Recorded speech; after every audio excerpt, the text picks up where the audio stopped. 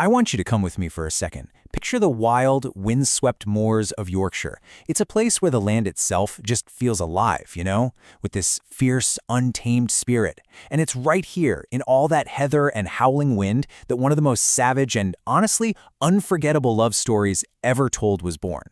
This is a story that doesn't just ask you to read it demands to be felt. It gets under your skin and it stays there, forever.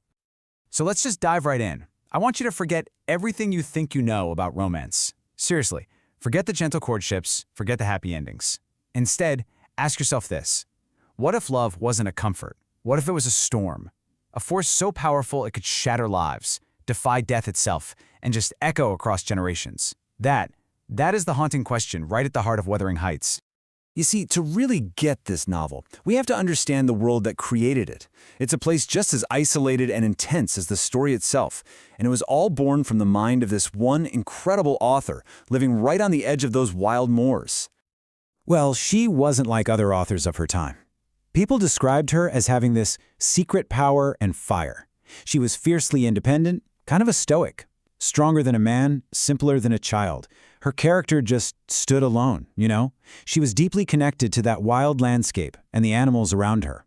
And that same defiant, untamable spirit, she poured it directly into the pages of her one and only novel. Her life was so short and really just marked by tragedy. She was born in 1818, and her childhood was overshadowed by the deaths of her mother and then two older sisters. So she found her escape on the moors and in her writing. In 1847, Wuthering Heights was basically unleashed on a pretty shocked Victorian public.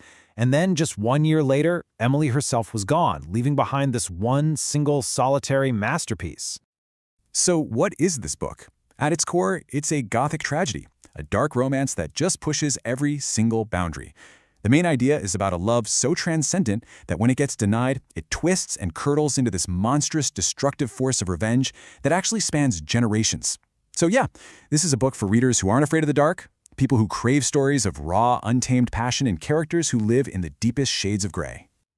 And at the absolute center of this storm are two of the most iconic characters in all of literature, Catherine Earnshaw and the foundling, Heathcliff. And theirs isn't just a love story. No, it's a story about the complete and utter fusion of two souls. Just listen to how Catherine talks about her love for Heathcliff. It's not some simple affection. She describes it like an irreversible chemical reaction. He has soaked into the very essence of her being and has fundamentally changed who she is. This is a love that doesn't just live in the heart. It literally recolors the mind itself. And then we get this line, which is, wow, it's one of the most famous declarations of love in all of literature for a reason. Notice she doesn't say, I love Heathcliff. She says, I am Heathcliff. She's claiming this shared identity that goes way beyond feeling, beyond logic, to a place where the whole idea of a separate self just completely dissolves. It's a love that just breaks all the rules. But here's the thing. What happens when a love this elemental, this powerful, is betrayed? When Catherine, looking for social status, chooses to marry the gentle Edgar Linton, she unleashes an absolute tempest. Heathcliff vanishes, and when he comes back, he is a man hollowed out by pain and filled with just one single, terrifying purpose: revenge. And Heathcliff's revenge is not some crime of passion. Oh no. It is cold, it is calculated, it is a multi-generational siege. He comes back a rich man, looking like a gentleman on the outside, but he's a demon at heart. He cruelly marries his rival's sister, Isabella, not for love, but for power. And he methodically dismantles the lives of his enemies, taking their properties, and most cruelly of all, twisting the lives of their children to serve his obsession.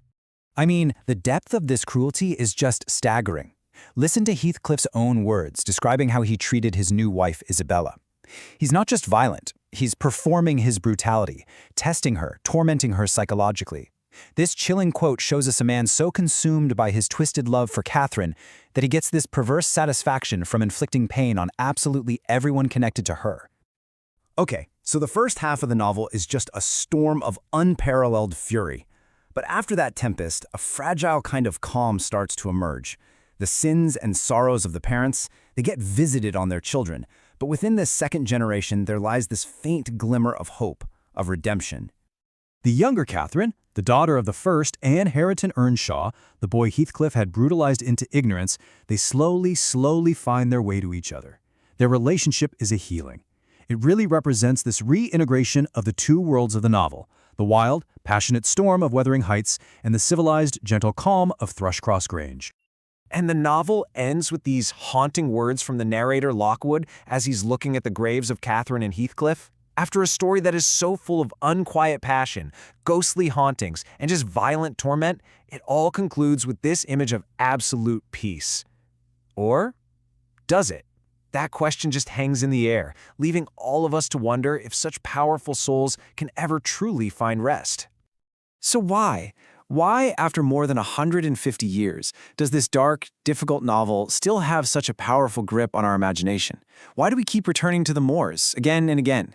Well, I think the answer lies in the profound questions it forces us to confront. Wuthering Heights just shatters complacency. It doesn't give us characters to admire or some neat little moral to package away. It gives us a dream, a nightmare, that, like Catherine says, goes through and through me and altered the color of my mind.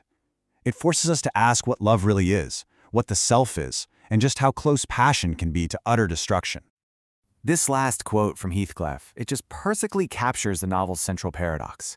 His desire for complete fusion with Catherine is so all-consuming, so absolute, that it just can't exist in a physical world. It is a spiritual bliss that is literally destroying his body. Their impossible desire can only be fully realized through self-annihilation and, maybe, a reunion in death. You know, when it was first published, a lot of critics just didn't know what to make of it. They called it a rude and strange production. They were repulsed by its savage passions and its wild characters. But today, the very things that once shocked readers are what we celebrate. The novel's willingness to explore the dark side of love and its sheer, unsettling power, that is precisely where its brilliance lies. So, our final grade, it has to be a 10 out of 10. And that's not just because it's a classic. It's because Wuthering Heights is an experience. It's a novel that challenges you, it haunts you, and it stays with you long after you've turned that final page. It is simply a flawless and unforgettable piece of literature.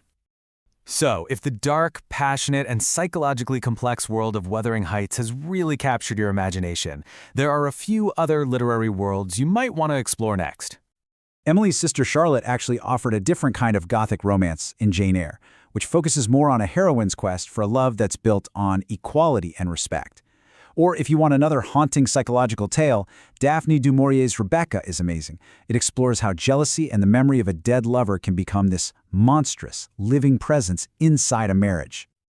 Ultimately, the story of Catherine and Heathcliff is a reminder that the greatest stories aren't always comfortable, but they are the ones we can never, ever forget. For more deep dives into the books and ideas that define us, make sure you follow and subscribe.